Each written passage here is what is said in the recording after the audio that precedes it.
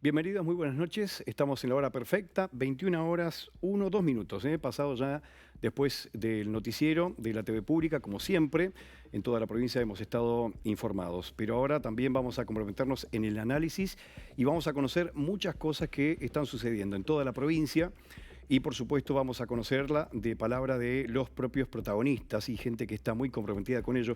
Vamos a hablar, por ejemplo, de la violencia de género. Vamos a hablar de las denuncias que hoy se están recibiendo en esta comisaría que la verdad se destaca por la cantidad de denuncias, por sobre todas las cosas que se están recibiendo, muchas más en cantidad que las otras comisarías que se despliegan a lo largo y a lo ancho de nuestra ciudad.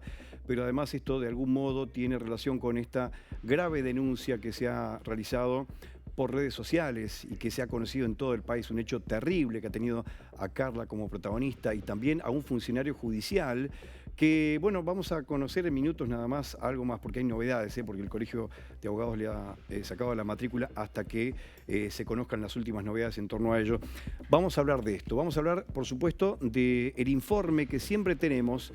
Vamos a estar comprometidos también con nuestra necesidad con el futuro. Vamos a ver si finalmente es de una vez por todas una realidad. Vamos a hablar del puerto, el puerto que tanto se ha promovido, que distintas gestiones han mencionado y que por supuesto nosotros aguardamos que sea una realidad. Pero para ello estamos convencidos que esto va a ocurrir finalmente. Parece que la gente le cree más al sector privado. Mirgor se ha comprometido con ello y sobre todo a presentar un proyecto en el mes de noviembre. Pero bueno, vamos a conocerlo en profundidad con Cristian Biso, nuestro compañero de tareas, que va a estar con ello y nos va a dar datos al respecto.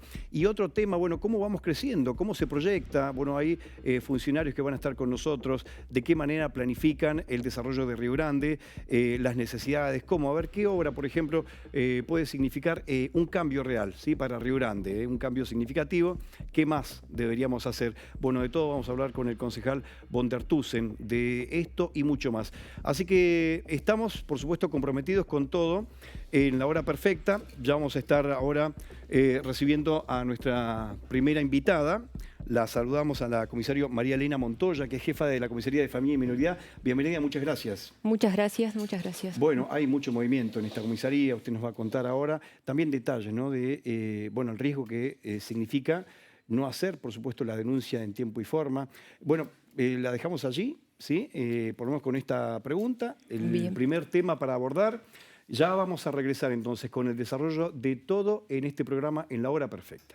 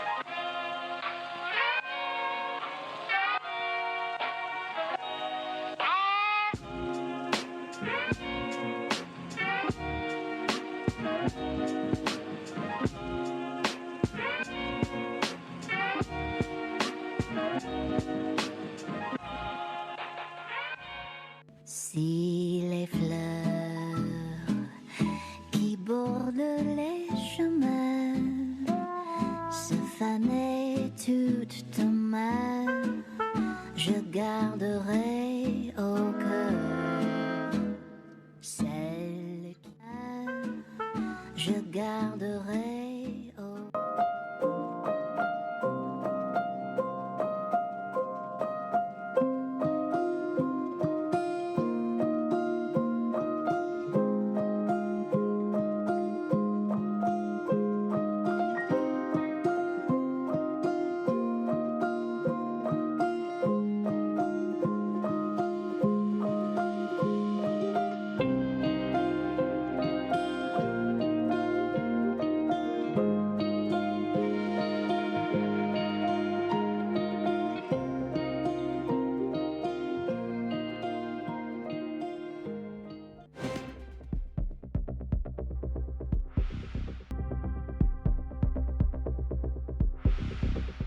Comenzamos con el desarrollo de los temas y por supuesto que hay algo que siempre detona algo, hay un disparador, porque la denuncia que se ha conocido en todo el país, porque esto se ha viralizado y se ha conocido en los medios nacionales también, y ya le vamos a contar hacia dónde ha apuntado, porque hay novedades de última hora, pero por supuesto que queremos saber cuál es la situación en la familia. Siempre se dice que cada familia es un mundo y nosotros ahora lo estábamos hablando previamente y efectivamente esto es así. Agradecemos la presencia de la comisaria María Elena Montoya, que es la jefa de la Comisaría de Familia y Minoridad. Muchas gracias por estar acá nuevamente. Bueno, y es así, cada familia es un mundo. Ustedes deben tener por lo menos un retrato de lo que está pasando en Río Grande. ¿Son muchas las denuncias que están recepcionando por violencia? Bueno, buenas noches nuevamente. Sí, son muchas las denuncias que se reciben por día en la Comisaría de Género. Año a año va en aumento. Donde hubo un pequeño descenso fue en la pandemia. En la pandemia. Sí, al contrario de lo que por ahí se dice, que claro, no se agudizó, o por lo menos no llegaron las denuncias a comisaría. Pero sí, año tras año hay un aumento aproximado de 500 denuncias. Digamos que en los últimos años la escalada ha sido de mayor violencia intrafamiliar. Exacto. O por lo menos de personas que se animan a denunciar este tipo de violencia. Justamente, ¿esto es porque se animan más a denunciar o ustedes presumen que esta violencia igualmente existe, solamente que ha sido tolerada en otras épocas? Yo creo que como sociedad hemos asimilado que la violencia en distintos ámbitos, no solamente en el familiar. Sí. Entonces, lo hemos normalizado. Sí, lamentablemente. Entonces, ahora que se está conociendo como realmente una problemática y que hay herramientas para salir, como denunciar, sin esperar a una violencia física, digamos, sí, porque hay distintas variantes del tema de la violencia o de las violencias. Eso llega a los hogares y bueno, ahí es donde se animan a denunciar. Muchas personas, ¿no? Hablamos de hombres y mujeres, creen que lo único denunciable es la violencia física. ¿Se reciben otro tipo de denuncias? Violencia, verbal, económica, psicológica. Se recibe todo tipo de violencias y muchas veces combinadas, pero desde un hostigamiento constante que se puede denunciar hasta lesiones importantes, ¿no? Y esto es, mientras la familia o la pareja convive, o en gran medida ya hay una separación previa y allí surgen las denuncias. Digamos que no hay una sola modalidad o algo que podamos decir, esto es más acentuado o menos acentuado. Hay en las dos variantes. Esta sí, comisaría de familia y minoridad es una de las que más trabajo tiene. Incluso seguramente recepciona más denuncias que cualquiera otra de las comisarías desplegadas en nuestra ciudad, acá en Río Grande. Esto debe ocurrir también en Ushuaia, seguramente. ¿Cuántas denuncias han recibido? Mira, lo que vamos del año, llevamos 1.400 denuncias por ley 1022. ¿Esto es violencia? Esto es violencia familiar. Intrafamiliar. Intrafamiliar. Sí, intrafamiliar. Así que, y de ahí, bueno, siempre se derivan las medidas por el juzgado. Sí. ¿En qué medida la denuncia es hacia el hombre y en qué medida es de la mujer, del hombre hacia la mujer? En estas 1.400 que te mencioné, aproximadamente 400 son de hombres hacia mujeres, ya sea por algún tipo de violencia o por descuidos hacia los hijos o Claro. alguna situación que involucra a los menores. Claro, a ella se desprende después la pelea por la tenencia de los hijos, entonces allí entonces se producen Sí, estas o hay en el medio denuncias. esto del régimen de visitas, que Ujú. puede ser ya judicializado, que puede estar judicializado o no, que es un acuerdo de palabras, pero que bueno, en ese ir y venir de los chicos para las visitas con uno o con otro progenitor, eh, digamos en este caso que Ujú. vos consultaste, los hombres denuncian algún tipo de descuido. Los hechos de violencia física Sí. son situaciones, por supuesto, que son del ámbito privado. Esto no trasciende habitualmente porque justamente es de esta situación, es de esta calidad, no es privada, pero son situaciones muy violentas, son hechos leves. Todo esto, por supuesto, es repudiable siempre, ni justificable tampoco, pero son hechos muy violentos. Digamos que va en escalada el Ujú. tema de la violencia, o por lo menos se visibilizan estos hechos, o a veces se llega a denunciar pensando en que solamente tiene que llegar a ese tipo de violencia física para poder acercarse a la comisaría Ajá. y dar cuenta de lo que está sucediendo cuando ya medió la violencia física. Sin embargo, se pueden acercar en cualquier momento a la comisaría, Ujú. estamos las 24 horas, tenemos un gabinete interdisciplinario que hace la contención de las víctimas, que puede asesorar, que les va a dar las herramientas o las pautas para ver qué es lo que puede hacer eh, para iniciar, ¿no? Ujú. Las denuncias, para que se les tomen las denuncias, les va a Ajá. dar... va a tener ese tipo de acompañamiento en la comisaría. Comisario, ¿cómo es la escalada habitualmente? Porque a veces uno no conoce los indicios y lo naturaliza, como señalaba. Hay una violencia verbal, después pasa una violencia quizás económica, después comienza con otro tipo incluso de amenazas y violencia física. ¿Cómo es esto? Sí, yo creo que se dan varias cosas a la vez, Ujú. que como te digo, mal lo hemos asimilado como sociedad a este tema de que, bueno, ya desde el noviazgo, por ahí me obligas a cerrar una red social, no puedo Ajá. dar, bueno, en los chicos como que hay otros códigos ahora y es no le des me gusta o no Ujú. le des el... Claro, que se sí. manejan ¿Por qué le otro tipo... pusiste me gusta a tal Exacto. persona? Sí. Que esas cosas simples para ellos significa un montón. Ujú. Entonces, ¿Estas pueden ser señales igualmente? claro, porque en realidad cuando no nos deja ser libres en Ujú. todos los aspectos de nuestra vida, me parece que ya hay un tipo de violencia. Ujú. Después en las parejas, que te digo, se puede empezar a ver desde los noviazgos, este, y, Sí, sí, sí. y bueno, y después esto, el hostigamiento, Ujú. el obligarme a no maquillarme, a vestirme de cierta manera, a no salir, bueno, Ujú. son cosas por ahí más visibles, a separarme Claro. de la familia y que después cuando tenga que volver o necesite un apoyo, la familia muchas veces les dijo que Ujú. lo que está Lo- sucediendo y bueno, Alguien terminan les había advertido. alejándose, entonces como que cuesta después encontrar personas en las cuales apoyarse cuando sucedieron muchas cosas en esa Ujú. relación, ¿no? En Sí, intermedias. hay intervenciones permanentes, después esto va a la justicia y en gran medida cuando llega al fuero judicial hay algunos pedidos de restricción y estas restricciones, la verdad que a mí me llamaba poderosamente la atención cuando hablaba también con bueno, algunos integrantes de la fuerza policial.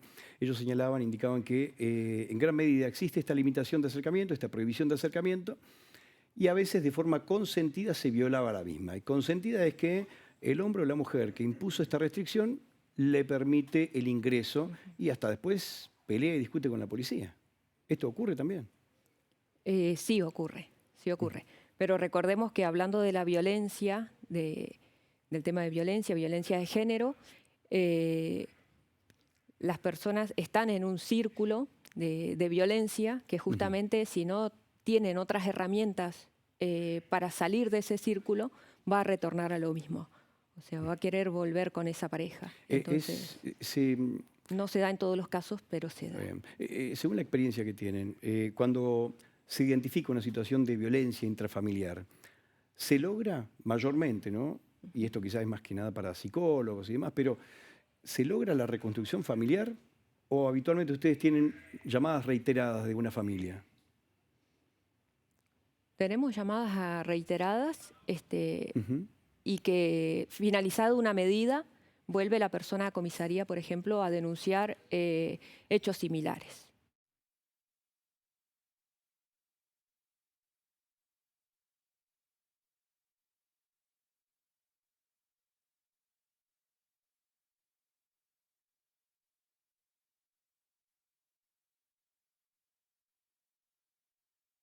Bueno, de lleno a la comisaría de género. Yo creo que gran cantidad de las intervenciones que tienen las comisarías de jurisdicción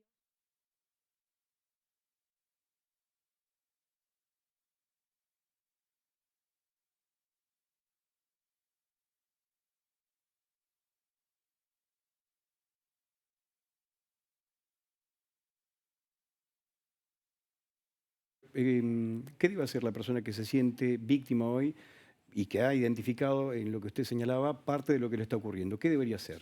Mira, yo primero quería hacer una Sí, aclaración, que adelante. es que ya la cuestión de violencia de género, la violencia y la violencia de género dejó de ser una cuestión netamente particular o del ámbito privado, sino que ahora nos concierne a todos y como tal, si uno toma conocimiento de un hecho de violencia, tiene que denunciarlo, tiene que poner en conocimiento a alguien, a una autoridad, y por eso los invito que si tienen conocimiento de este tipo de hechos, se acerquen a la comisaría a asesorarse.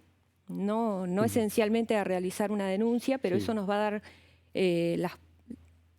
los indicios a nosotros para Está bien. ver si podemos llegar a la familia o llegar de algún modo a esa víctima para ver si se anima a Claro. denunciar. Y a identificar, quizás ve la situación como algo leve y en realidad Exacto. es algo mucho más preocupante. Sí, así que eso tenerlo presente. Y que cualquiera, tomando conocimiento, como te dije, puede denunciar Está bien. de un hecho de violencia. Bueno, se puede acercar a la comisaría, estamos todo el día para recibirlos. Estamos en esta temática, Bien. no tener vergüenza, acercarse, comentarlo. Generalmente se los hace pasar a una oficina donde pueden estar cómodos para comentar lo que les sucede, ampliar sus dichos en el gabinete con el personal policial para que ya les tome la denuncia. Las medidas salen rápido, las medidas judiciales por denuncias 1022, independientemente de las que se desprenden también penales. Así que es eso, que se animen, que si tienen dudas consulten. Bien. Estamos para eso y, como te digo, nuestro gabinete y todo mi personal dispuestos a recibirlos. Jefa, muy amable, muchas gracias por estar acá. Gracias a ustedes. Bueno, era la comisario María Elena Montoya, que es la jefa de la Comisaría de Familia y Minoridad. Nosotros vamos a continuar hablando de este tema porque lamentablemente, decíamos, el disparador ha sido extremo, ha sido tremendo.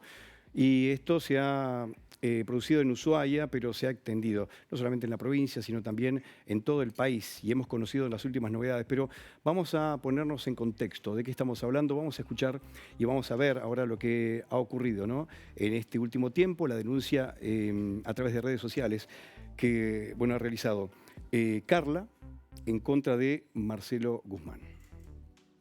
Aproximadamente a los 3-4 meses de convivencia empezaron todas las cuestiones, ¿no? Y de a poquito Marcelo empezó a mostrar quién era. Dentro de casa, por supuesto. De esto ya hacen 12 años. En estos 12 años han pasado infinidades de situaciones de violencia económica, de violencia psicológica y últimamente de violencia física. Jamás me animé a denunciarlo porque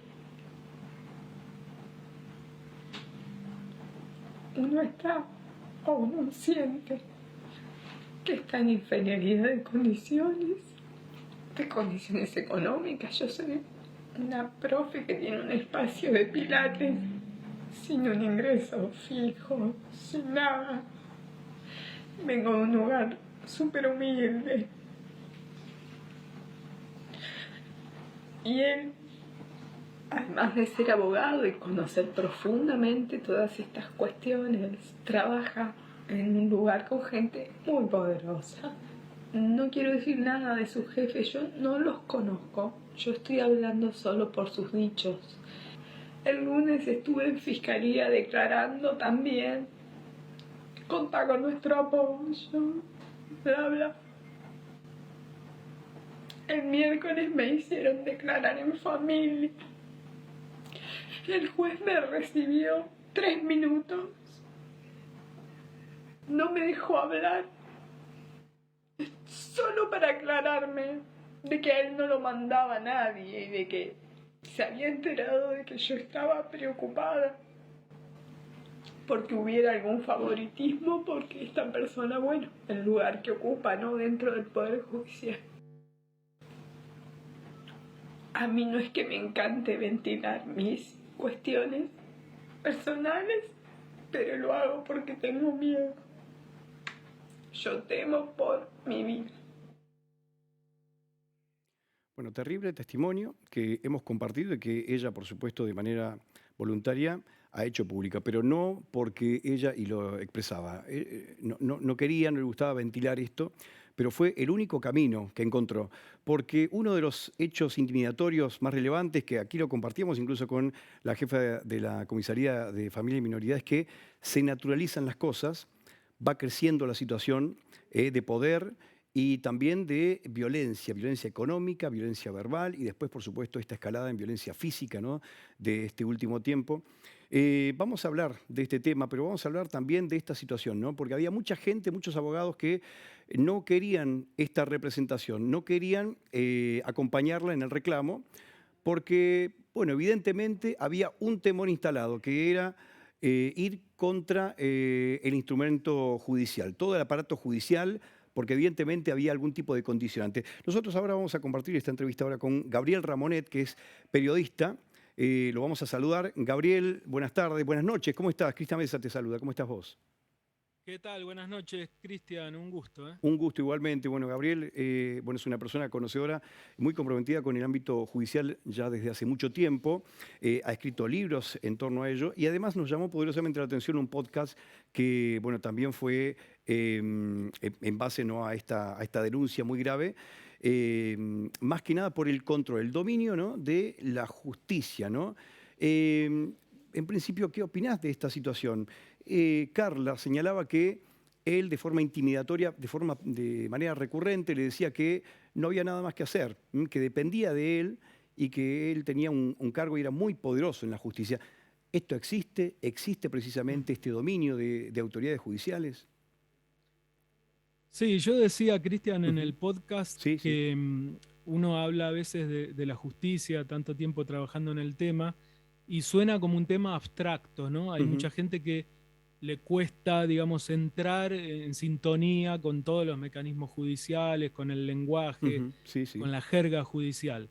Pero cuando aparece un caso como este, que es un caso, digamos, sencillo de entender, que cualquiera lo comprende y que pone tan en evidencia cómo funcionan algunos mecanismos judiciales, entonces se produce un fenómeno como el que estamos presenciando ahora, donde mucha gente escribe y opina y se enfervoriza y trata de producir algún tipo de cambio.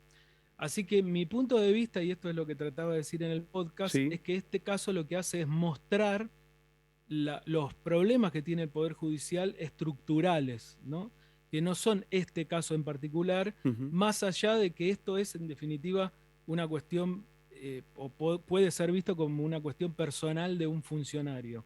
Eso es lo evidente, pero detrás de esto hay mecanismos de la justicia que se ponen en tela de juicio, ¿no?, que se pueden poner en tela de juicio. Por ejemplo, cómo se designan los funcionarios, si se les da la capacitación de la ley Micaela, cómo puede ser que este funcionario tenía una licencia psiquiátrica y sin embargo lo designaron igual en un cargo de tanta importancia como relator en el Superior Tribunal, y sobre todo hay que ver cómo se investiga este caso, hay que seguir muy de cerca cómo se comporta la justicia respecto de alguien que está dentro de la justicia, ¿no? ¿Era necesaria esta presión? Porque parece que ahora todo el mundo está preocupado, pero inicialmente, lo decía Carla, nadie se movía. ¿Por qué? Porque temían, ella creía, ¿no?, que le temían justamente al cargo que ostentaba Guzmán. Claro, por eso decía yo que Ujú. ahora es como que hay y está bien que suceda, ¿no? Un gran enojo social, pero hay que calmarse un poco y tratar de entender que la justicia tiene muchas deficiencias y que hay que ir estudiándolas a medida que aparecen los problemas y tratar de entender por qué llegamos a situaciones como esta, ¿no? Hay que entender quiénes integran el Superior Tribunal de Justicia, por qué se amplió el Superior Tribunal de Justicia en plena pandemia, qué representan algunos de los jueces del Superior Tribunal, cómo se están manejando algunas cosas, cómo se genera un sistema de impunidad en algunos lugares. Entonces, eso me parece que es más interesante que el caso concreto, que por Ujú. supuesto es muy grave y hay Claro que que sí. estar atento a ver cómo se resuelve, ¿no? Está claro entonces que el más incómodo acá es la justicia, porque digamos que a partir de esto, que ha sido un disparador, se pone en tela de juicio el funcionamiento de todo el aparato, ¿no? Yo creo que sí. Yo creo que es una oportunidad para que eso suceda, ¿no? Insisto, el hecho puede ser tomado como particular, o sea, un funcionario Ujú. que tiene un problema o comete un presunto delito, en este caso violencia de género, contra su pareja. Pareciera que es de la esfera personal del funcionario. Sin embargo, hay toda una serie de mecanismos detrás, ¿no? Ujú. Las agrupaciones de mujeres que se movilizaron en estos días se han preguntado por qué no se ha dictado la prisión preventiva de Ajá. este funcionario, por qué no se le cancela la matrícula judicial, por qué la indagatoria se hace recién a fines de septiembre y no antes, por qué el funcionario no va a ser llamado a indagatoria en el propio juzgado, sino que va a declarar por Zoom, o sea, de la misma manera que estamos hablando nosotros ahora. Ujú. Es decir, Sí. todo eso me parece que se pone en tela de juicio y es muy bienvenido porque las agrupaciones feministas están reclamando una reforma judicial y yo estoy de acuerdo con esa reforma. Fíjense, Ujú. fíjense que la mayoría de las personas que están juzgando este caso son varones cuando la víctima es mujer. El fiscal, el juez de instrucción, el juez de familia, el tribunal completo si este caso llega a juicio. Entonces, todo eso me parece a mí que puede ser revisado, o mejor dicho, que tiene que ser revisado, ¿no? Bueno, es bueno entonces, es bueno, es positivo que se ponga en tela de juicio. El más incómodo acá es evidentemente la justicia, que tiene todo un aparato que ahora deberá justificar, porque realmente es un aparato que económicamente, digamos, se lleva puesto el presupuesto de cualquier sector, ¿no? Em, ¿Cuánto hay acá de compromiso para con este funcionario, Guzmán? Porque es verdad lo que señalaban y las denuncias que existen, las evidencias son tan fuertes y llama la atención que no está él, digamos, detenido, como sí ha pasado con otras personas, ¿eh? Porque acá, por ejemplo, hubo un caso, una persona, un policía que el 1 de enero, por el simple hecho de haber sido denunciado, y él había llamado a la policía, por el simple hecho de haber sido denunciado por su pareja, bueno, esperó el juicio 6 meses recluido, no tras las rejas. Y después en juicio quedó comprobado que él no tenía responsabilidad y que quien había mentido era la expareja. O sea, sin mayores evidencias, que esperó tras las rejas, pero esta persona no. ¿Qué explicación cabe en esto? Bueno, hay que ver las pruebas del expediente y hay que Bien, ver cómo digamos, se ha llevado a cabo el procedimiento. Tampoco hay que, digamos, pedir un linchamiento público de alguien. está bien. Esta persona Ujú. tiene derecho a defenderse. Lo que sí yo estoy de acuerdo es que se mire muy de cerca el procedimiento, ¿no? Porque la justicia muy fácilmente se abroquela para defender Ujú. sus propios intereses. No es Está la bien. primera vez que sucede. Lo Entonces que, hay que sí, seguirlo sí. muy de cerca. Esta persona tiene derechos, por supuesto, tiene derecho de defensa, de hecho ha nombrado abogados Ujú. defensores, se va a defender este funcionario. Lo que hay que seguir es muy de cerca el procedimiento y hay que ver cómo se mueve la justicia, sobre todo en los altos niveles, ¿no? Donde Ujú. está más politizada. Me parece que ahí es donde hay que poner la lupa. Gabriel, coincido plenamente, ¿no? No hay que pedir un linchamiento porque en realidad debe trabajar la justicia, pero ¿por qué actuó de otra manera, ¿no? En otros casos. Es como que el reflejo Claro. en otros casos era muy, muy rápido, ¿no? Entonces las injusticias hay que entender se cometieron antes. Vamos a ver qué ocurre ahora con todo esto. Gabriel Ramonet, te agradecemos este contacto. Para nosotros era muy importante tu visión, dado el conocimiento que tenés justamente del funcionamiento judicial. Y además, por supuesto, estando ya en Ushuaia, donde todo esto se va a atender. Gabriel, muchas gracias, muy amable. No, gracias a vos. Un fuerte abrazo para ustedes. Gracias, saludos grandes allá también. Bueno, estamos llegando al final de este bloque que ha sido muy largo y que bueno, atendió temas coyunturales, tiene que ver por supuesto con este hecho de violencia. Vamos a hablar mucho más todavía de esto, vamos a tener muchos capítulos en esta temporada que tenemos, así que vamos a ir ahora a un breve corte, ¿sí? Después vamos a estar con otros temas, pero al cierre también vamos a dar algunas novedades sobre este tema, ¿eh? Ya volvemos con el informe de Cristian Biso.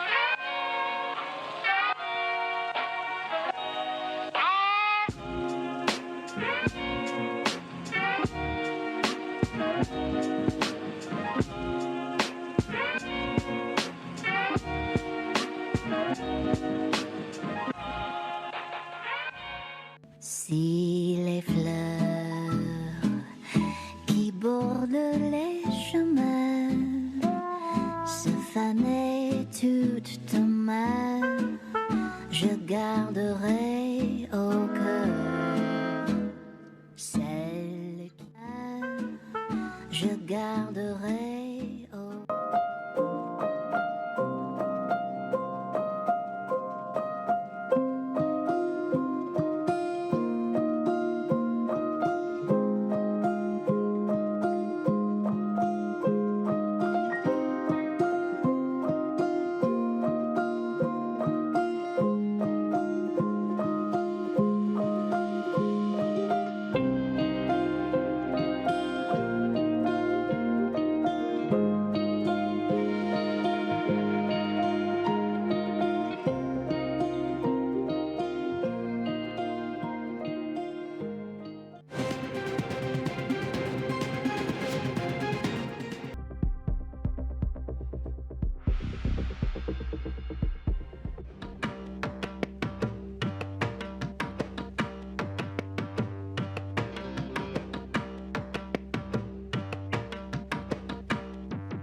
Detrás mío, el puerto Caleta La Misión, una obra muchas veces anunciada y por lo menos por ahora imposible de concretar.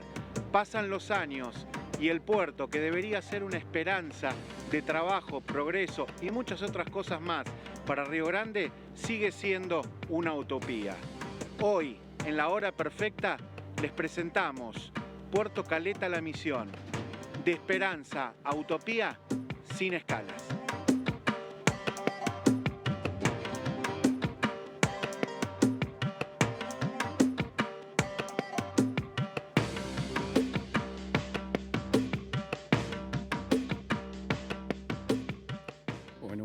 momento a la defraudación de toda una sociedad, porque en aquel entonces había alrededor de 600 personas trabajando.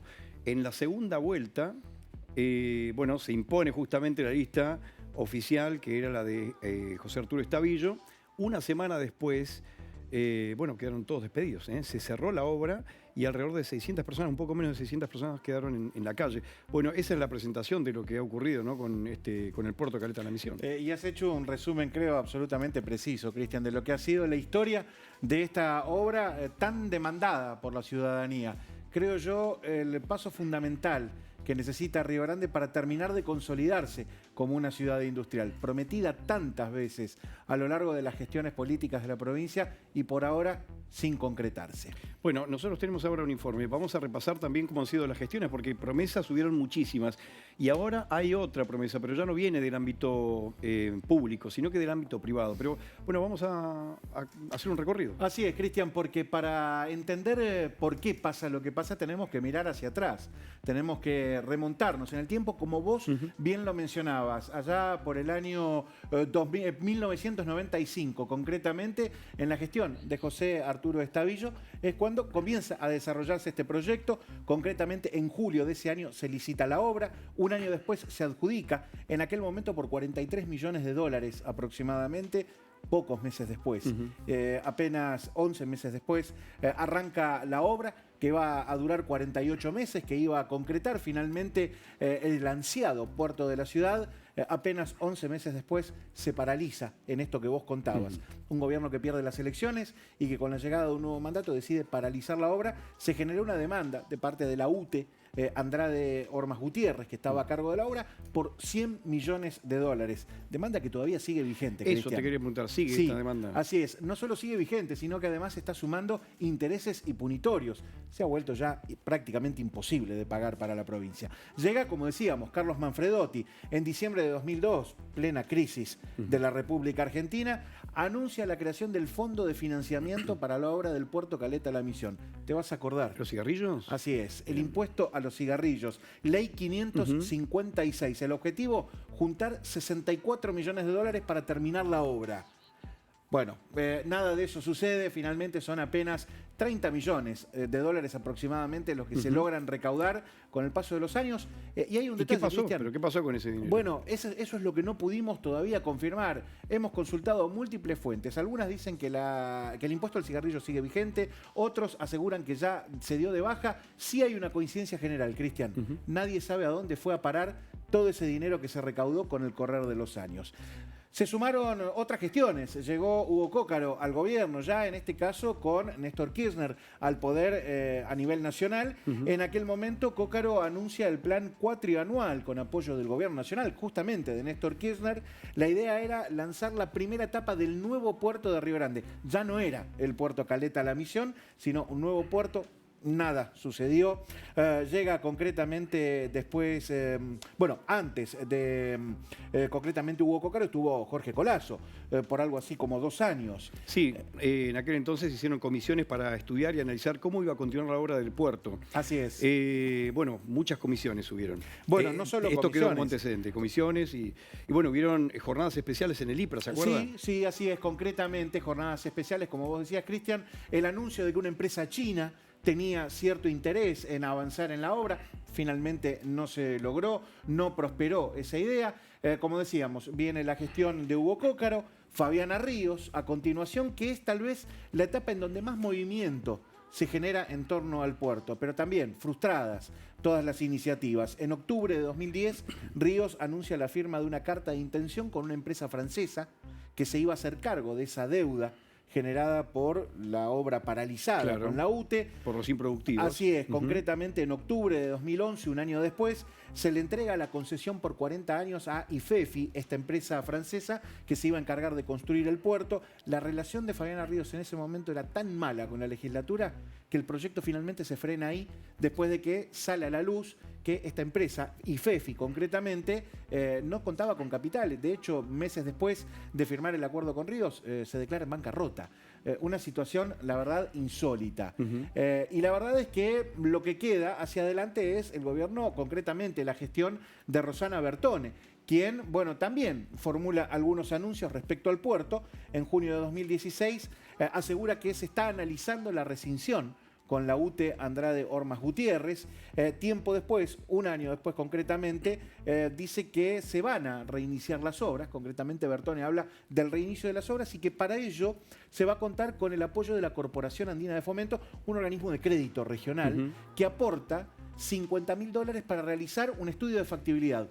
Nada se supo. Después de eso, Bertone perdió las elecciones con Gustavo Melella y todo proyecto, todo análisis quedó en la nada. Bueno, ahora en principio hay una coincidencia. En gran medida había resistencia para que manos privadas se hicieran cargo de esta obra. Y además muchos insistían en que debía realizarse allí. Después la situación fue cambiando y todo el mundo comenzó, como si fuese que estaba de moda, a decir que no era el lugar y que ya desde la génesis estaba mal planteado el proyecto. Así que ahora la situación es otra, ¿eh? Sí, sí, porque lo comentábamos, Cristian, lo charlábamos. No solo tenemos una, sino dos propuestas, dos posibilidades de concretar esta obra concretamente. Por un lado, en abril Gustavo Melella anuncia que el grupo Mirgor tiene intenciones de construir un puerto multifunción por algo más de $200 millones. Proyecto que va a empezar a ver la luz a partir de noviembre. De hecho, cuando la consultamos siempre al gobernador y parte de los ministros, siempre señalan que en realidad la responsabilidad ahora de la presentación del proyecto es de Mirgor y se plantea una fecha que es fines de noviembre. Así es. De hecho, Gustavo Melella ha formulado declaraciones. Podemos, si querés, compartir con nuestros televidentes un breve audio donde comenta algunas precisiones acerca de este proyecto. Dijimos que en nuestro plan de ampliación de la matriz productiva tenemos que ampliar la red portuaria. Río Grande tiene que tener su puerto porque lo necesita para el desarrollo, para el crecimiento, para la industria. Vino la extensión del subrégimen industrial, lo cual, a ver, eso trae no solo el beneficio de que crezca la industria tecnológica, sino que da una previsión muy positiva hacia adelante de crecimiento y desarrollo, por lo cual era todavía más aún factible el proyecto que había presentado el Grupo Mirgor. Así que en el día de ayer formalmente ya lo han presentado a la provincia, estamos avanzando, ellos tienen que avanzar en algunas cuestiones técnicas, va a haber reuniones con el Ministerio de Transporte en estos días y para fines de noviembre tener terminado el proyecto ejecutivo, tienen los fondos garantizados, que la verdad que para Tierra del Fuego entero, pero sobre todo para Río Grande, la zona norte, es una gran noticia. Bueno, es una gran noticia, por supuesto, y estamos todos esperando y aguardando el proyecto, y la presentación está a cargo de la empresa Mirgor, es decir, manos privadas. Así es, allá por el mes de noviembre, pero se sumó un nuevo anuncio. Exactamente. En las últimas horas se conoció que Jiangxi Coal Group, una empresa que se dedica a la extracción minera, una gran empresa china, que como sabemos en su mayoría son controladas por el Estado chino, concretamente tiene intenciones de invertir en Tierra del Fuego con un puerto multipropósito dentro de los proyectos que han presentado. Claro, es de la provincia de Jiangxi, de China. Algunos pensaban que era similar al otro proyecto que se había presentado en la etapa de Fabiana Ríos. De Fabiana Ríos. Claro, así es. Exactamente. En aquel momento Tierra del Fuego, Energía y Química. Exactamente, pero no, es otra empresa. Así es. Pero como hay un litigio y como precisamente este país, China, su gobierno comunista tiene injerencia en todas las empresas. Si hay un litigio, esto puede generar un problema, un inconveniente. Pero bueno, es un anuncio de inversión, hay un compromiso ya firmado entre los dos países. Veremos qué sucede. Ojalá, hay mucho anuncio, ojalá que se vaya concretando alguno de ellos. Cristian Biso, muchas gracias. Muy completo el informe. Bueno, nosotros ahora vamos a presentar a nuestro entrevistado para el próximo bloque. Lo saludamos, el presidente del Consejo Deliberante, el concejal Raúl Wundertusen. Bienvenido, ¿cómo le va? ¿Qué tal, Cristian? ¿Cómo estás? Saludos a la audiencia. Bueno, ¿cómo cambiaría todo, no? Si tuviéramos el puerto. Sí, la verdad que sí, es algo que venimos escuchando hace muchas décadas y no se puede lograr. Sería un gran cambio para la ciudad. Ahora me lo va a contestar y me va a decir también qué otras obras quizás serían un cambio importante. En minutos, aquí en La Hora Perfecta.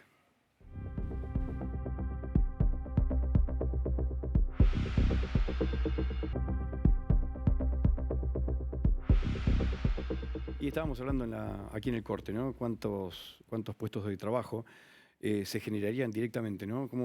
¿Cuáles son las estimaciones? Bueno, el primer y segundo año estaremos hablando de 1.500 fuentes de trabajo de manera directa, y de manera indirecta, por lo general siempre se saca el cálculo, que es el doble de lo que genera directamente. Estaremos hablando de 4.000, 4.500 personas que estarían trabajando en la primera etapa de la concreción de un puerto, ¿no? Sería muy importante para reactivar esto. Y tantas gestiones, ¿no?, anteriores que digamos, no apostaba nadie a que el sector privado se haga cargo y después, por supuesto, su concesión y el control administrativo durante tanto tiempo. Entonces todo fracasaba. Ahora hay una aceptación, un reconocimiento de que es imposible para el Estado público. Cristian, mira, yo soy un convencido de que las políticas públicas, si no tienen planificación, fallan. Y esto es lo que ha pasado con el puerto, una falta de planificación. Está ya demostrado técnicamente por los ingenieros los ingenieros hídricos que han hecho el estudio del puerto, que estuvo mal situado ese lugar. Digo, han generado un gasto multimillonario del Estado que todavía estamos, como ustedes recién lo decía, los foguinos todavía tenemos que seguir pagando ese error que se ha cometido. Espero que la próxima... empezar a pagarlo. Sí, bueno, continuar, digo, porque hemos pagado de forma inversa, ¿no? Pudiendo haber tenido hace más de 20 años miles de rioverandenses trabajando y familias desarrolladas a través del puerto, eso lo hemos perdido, ¿no? Bueno, esto va a ser seguramente de concretarse, efectivamente, se aguarda, por supuesto, el anuncio de Mirgor. Va a ser un cambio, ¿no?, importante para la ciudad. Pero ¿qué otro cambio quizá podría generarse? ¿Qué obras ve usted que deberían llevarse adelante para que, bueno, haya un cambio, no sé si en la fachada, en la calidad de vida también, en la ciudad? Sí, bueno, más que obras... se necesitan obras, ¿no? Hay muchísimos barrios que hoy lamentablemente por falta de infraestructura, falta de planificación, yo soy, lo vuelvo a repetir, soy un convencido que sin planificación una ciudad no tiene futuro. Hay que planificar justamente para ir mirando adelante, ver qué ciudad queremos en los próximos 50 años.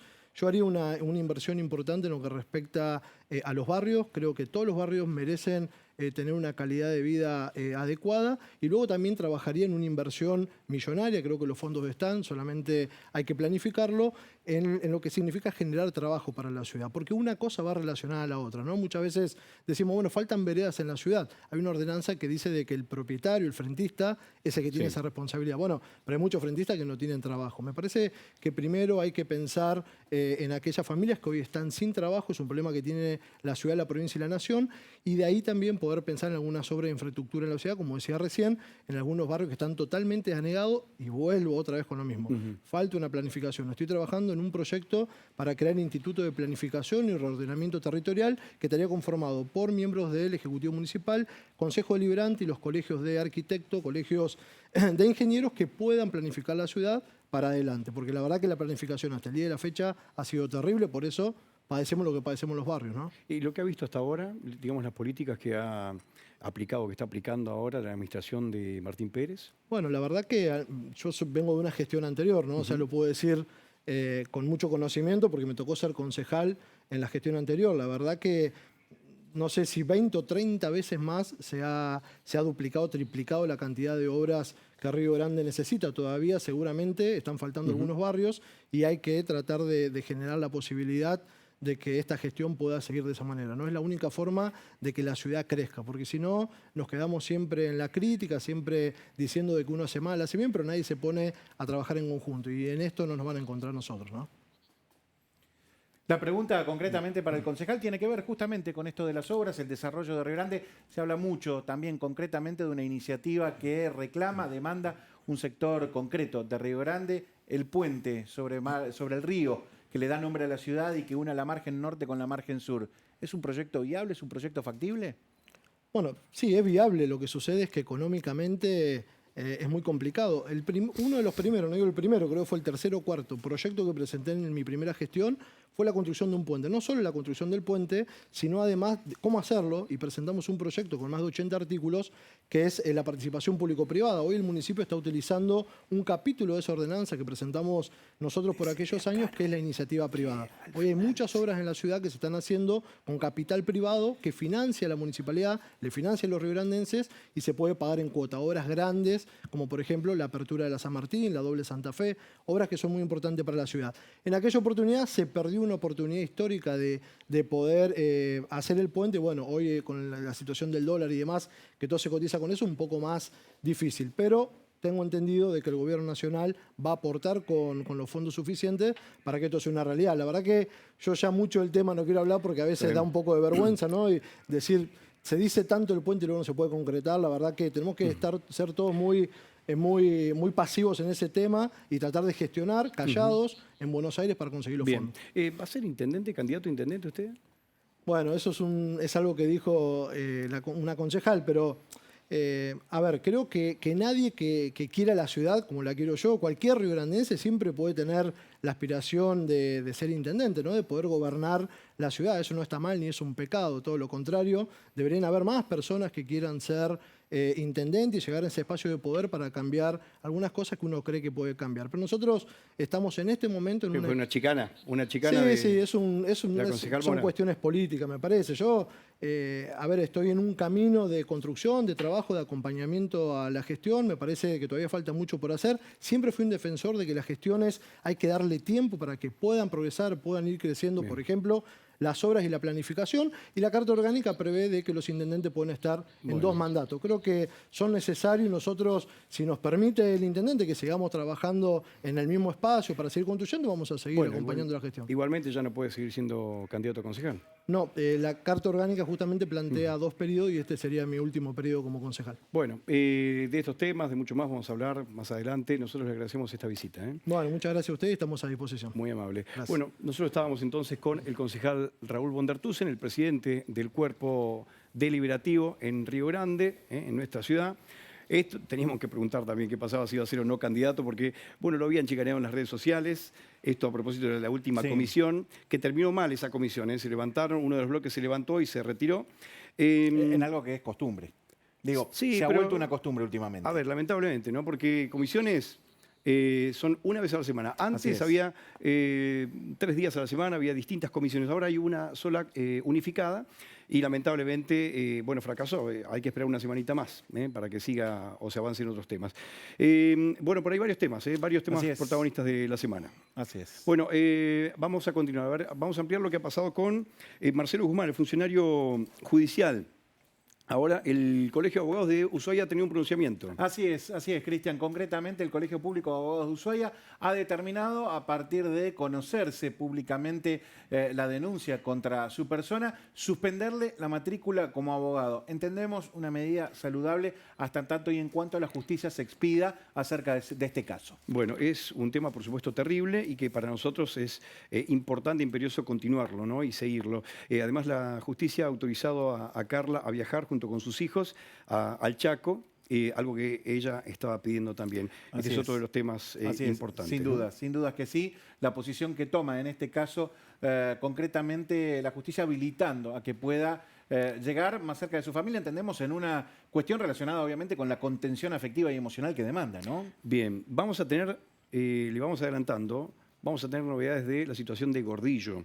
Hemos estado hablando con víctimas de este odontólogo.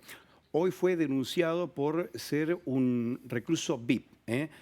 Hay alguna situación de influencia, hay una situación dineraria, no sabemos, pero hoy sí fue denunciado esto. Así que vamos a continuar avanzando en este tema. Y hay mucho más todavía, pero se nos está acabando el tiempo. Así es, Cristian. Muchos más temas que seguramente podremos desarrollar con el correr de los días, pero claramente el objeto de la información está direccionado a partir de esto que le estábamos contando a nuestros televidentes. Bueno, muchas más noticias, mucha más opinión y entrevistas vamos a tener durante toda esta temporada. Cristian Viso, muchas gracias.